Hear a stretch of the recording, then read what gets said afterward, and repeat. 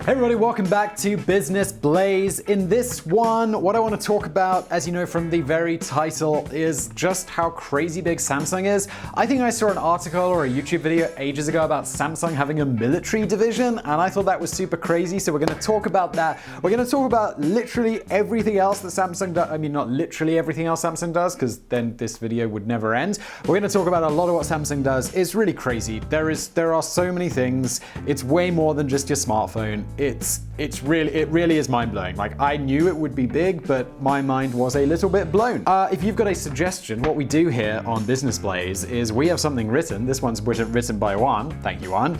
And we go through it and we have a read. We learn something together. If you've got something you'd like to learn about in the future that you think would be good for Business Blaze, let me know in the comments below, and we can do this in the future with something that you've suggested. That'll be fun. Chances are, anywhere you look, kitchen appliances, computers, cell phones, maybe even the very screen you're watching this video on, when I edit this video, it will be on a Samsung screen. I was looking at that earlier. You will see the shiny logo of Samsung. I've got a really cheap screen, so it's just kind of printed on there. It's not very nice.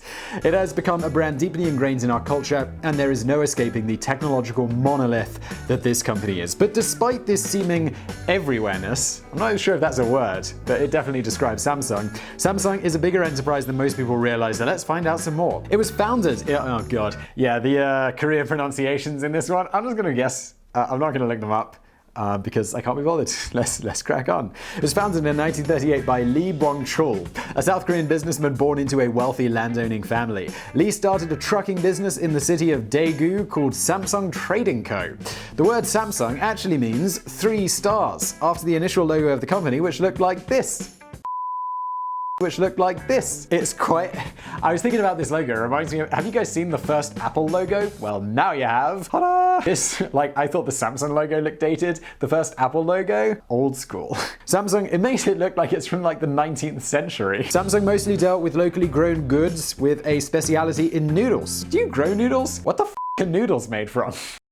In less than 20 years, it became one of the 10 largest trading companies in South Korea, aided by the affluence of US troops and equipment stationed in the country during the Korean War. Lee wanted to use Samsung. Lee is the guy who started. I was like, who the hell's Lee? I'm really paying attention today. He's the guy who started the company. Come on, Simon. Lee wanted to use Samsung to help redevelop Korea and make it into a fully industrialized nation. After the war, Lee expanded his endeavors into textile manufacturing, started a sugar refinery in Busan, and opened the largest wool mill in Korea. But Lee wanted Samsung to be a giant, so he started diversifying the company even more, apparently, into areas like security, retail, and insurance. During the 1940s, the company moved into construction and that became the Samsung Construction and Trading Corporation. And by the 1960s, it had entered the electronics industry. That's what we know it for. At least that's what when you think of Samsung, you're like, oh yeah, Samsung, the wool manufacturer. Their first electrical product was a 12-inch black and white TV set. During the 1970s, new subsidiaries were established like Samsung Shipbuilding and Samsung Heavy Industries. Samsung Heavy Industries sounds like something out of a comic book. The company also started to invest in chemical and petrochemical industries, forging new paths for Samsung to tread. In 1980, the company acquired new facilities and entered telecommunications hardware. There we go.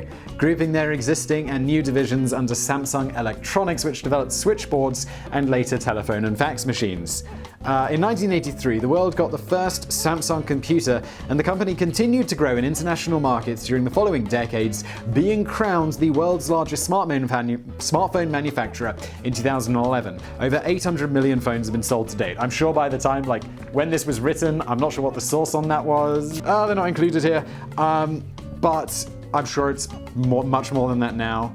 By the time this video goes out, it'll probably be even more than that. And also, but I was looking this up, since then, Apple has also been the largest manufacturer of smartphones in the world. Huawei, if I'm pronouncing that right, has also. Huawei's interesting. I see Huawei adverts everywhere now, and those phones look cool. I switched, I'm an Apple boy, but I switched to an Android last year, and I had it for 6 months, the Samsung S9 or whatever it was. Had it for a few months and then I went back to Apple. Mostly because I broke the screen and then I didn't want to get another Samsung because they're fragile and also less good. But make no mistake, Samsung isn't only in the business of making smartphones with their logo on them. Samsung has produced chipsets for Apple, and up until 2015, they had over 95% of the global AMOLED, I think that's how it's pronounced, or like AMOLED, I'm not sure, display, basically these things, the screens in these, they're all this AMOLED technology.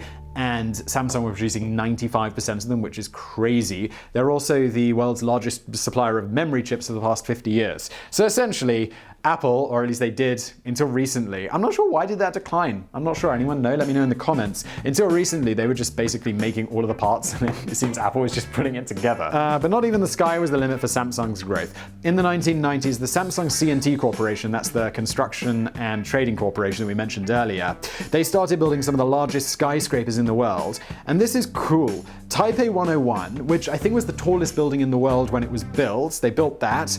They built one of the two Petronas Towers in Malaysia, which is super weird, because like they only built one? Because those Petronas Towers, they're identical. It's like they're twin towers. I've actually been to them, and I've been up to that sky bridge. It's pretty cool.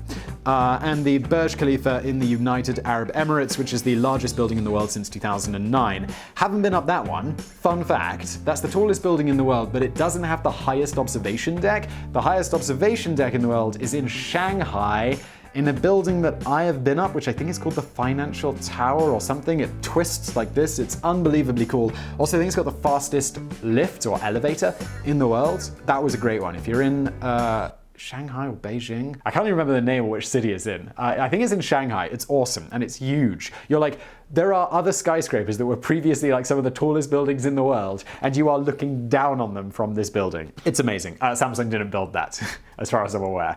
Not too shabby for a company that's selling fish in the 1940s. Indeed. Going deeper into Samsung's many enterprises, we have Hanwha Techwin, a surveillance company that at its start created South Korea's... Oh, wow! Wait. This is a surveillance company. It's like, oh, it's a surveillance company. So you think, oh, it makes like, security cameras and like fire detectors and stuff like that. Oh no. It created South Korea's first fighter jet and built helicopters and anti-infantry tanks. That's a bit of an unfair fight, like anti-infantry tanks. So the dude sits in the tank and shoots at people. Thanks, Samsung. Thanks for that. It also built Korea's largest theme park, Everland, anti-infantry tanks and theme parks. Everland is owned by Samsung's construction company. There's also Samsung Heavy Industries, the comic book one. They make some of the largest ships in the world. They build 30 large ships a year and hold the record for the world's largest LNG carrier. LNG is liquid natural gas.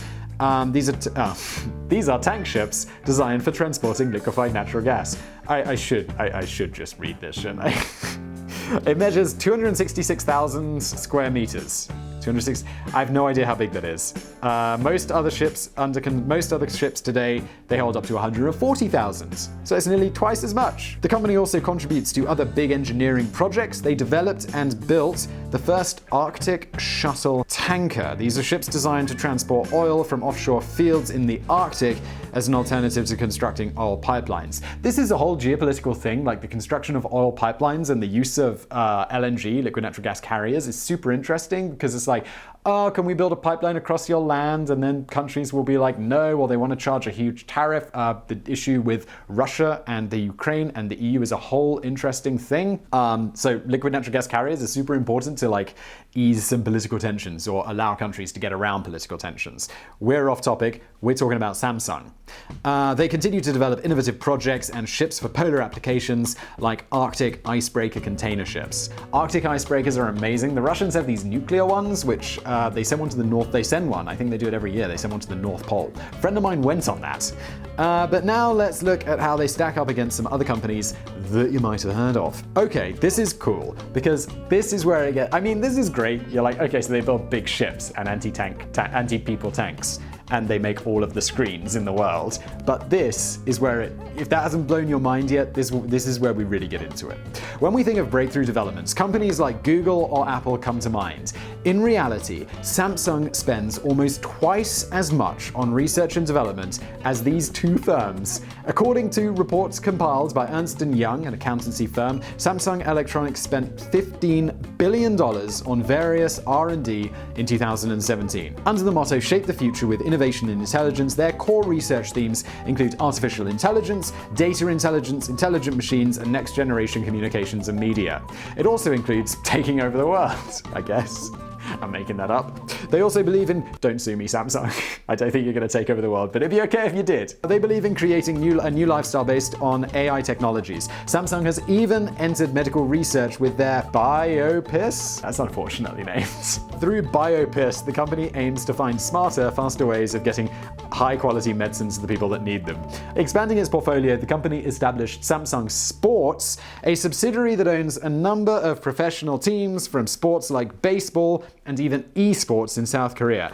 Anyone else think esports is going to be absolutely massive? I can't believe that this isn't going to be the future of how we do things. It's just so much, like, I think about watching football, like soccer, British football, on like TV, and it's kind of slow. They occasionally score some goals. I'm not a huge fan, but then I watch someone play like what's that game where they play football, like Champions League, or my brother-in-law's so into this. I can't remember the name of it. Like football computer games is way more entertaining because it's so fast. Anyway, some of their teams include Suwon Samsung Blue Wings, the Samsung Lions, the Seoul Samsung Thunders. They had to put their name into everything, apparently. They even had a team in the popular online multiplayer game League of Legends called Samsung Galaxy. That's the name of one of their phones, right? Very clever, Samsung. What about Samsung's workforce? Well, as of 2017, Samsung had over 320,000 employees worldwide, surpassing Microsoft, Google, and Apple combined. Samsung is also one of the companies most involved in charities and causes. They donate $100 million every year to a non-profit medical center and host an annual charity gala in New York through its philanthropic platform, Samsung Gives. We could also take the better part of a week talking in detail about Samsung's plethora of endeavors, which include landscaping, fashion, healthcare services, hospitals, security solutions, well, we already know about the anti-infantry tank, marketing, and advertising. Your job could be linked to Samsung, and you may not even know it. Want to take a vacation, perhaps, from that job where you secretly work for Samsung? Come and stay at the Hotel Schiller, not sure. One of the top 500 hotels in the world and part of the Schiller Hotels and Resorts.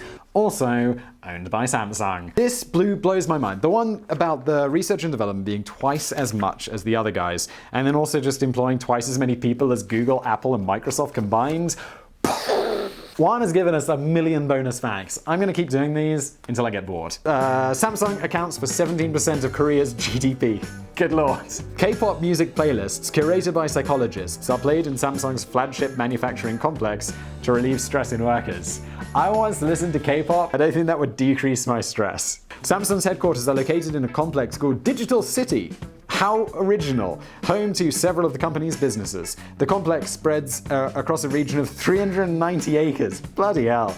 Nearly the size of 250 soccer fields. To put things in perspective, Apple's HQ, called Apple Park, also very creative, is 175 acres, and Googleplex is only 71 acres. I don't know how expensive land is in South Korea, but aren't those headquarters in like Silicon Valley? It's real expensive there. You know the song Samsung Washers Play?